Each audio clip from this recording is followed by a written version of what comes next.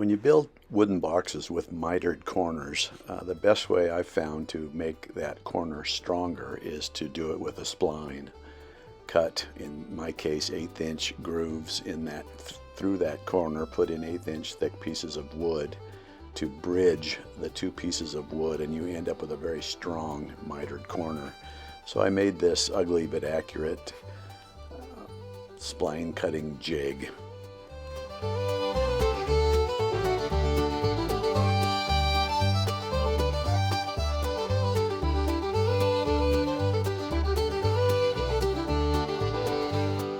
It's basically just a vertical board that would move along the fence on the table saw in an accurate way that you can clamp the box to. It holds the box at a 45-degree angle to the tabletop, and then you simply run the box through the blade, stop the blade, pull it back, readjust it to the position of the next spline, run it through the blade again, readjust it to the position of the next spline, run it through the blade again, and then disconnect the box from the jig, rotate the box 90 degrees and do the next corner.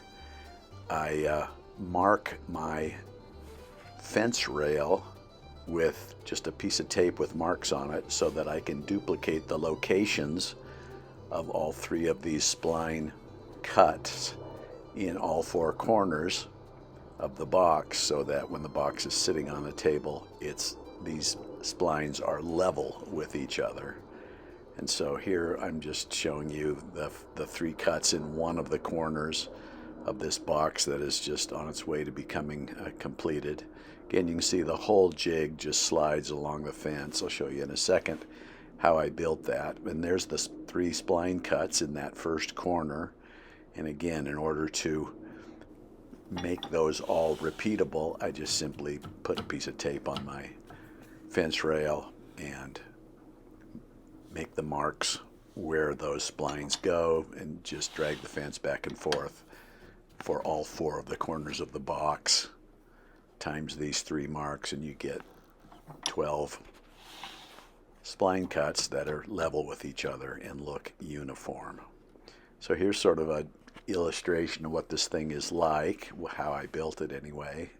And this could be any size. I just had a piece of 3/4 inch plywood, the main wall, you could say, of the jig, a couple of 1x3, 1x4, cut at a 45 for the support of the box to hold it at a 45-degree angle, a piece of wood that goes over the top of the fence, a couple of braces to hold everything at 90 degrees, and then those boards are accurately cut so that they slide on the fence, but they slide on the fence in a tight way so that there's no play or jiggling or tipping.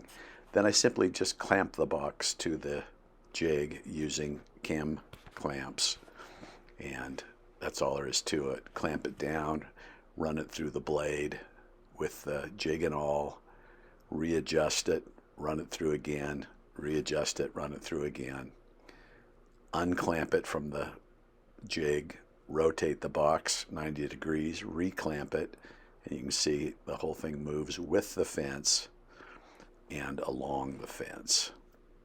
Once you've done that, then I ran through my planer some walnut, got it down to 1/8 of an inch thick. I made a bunch of these little triangles and simply glued those into the positions of the splines. And once those were glued in, dried overnight, I cut those flush with a Japanese saw, sanded them smooth, and in this case, this box I'm working on, I rounded the corner with a round over bit. And the box isn't complete, so you're seeing it still before a lot of sanding, but you get the idea that it's a great looking spline joint, a very strong box with a rounded edge. Hope you've enjoyed this video. If you have, please subscribe, and thank you for watching.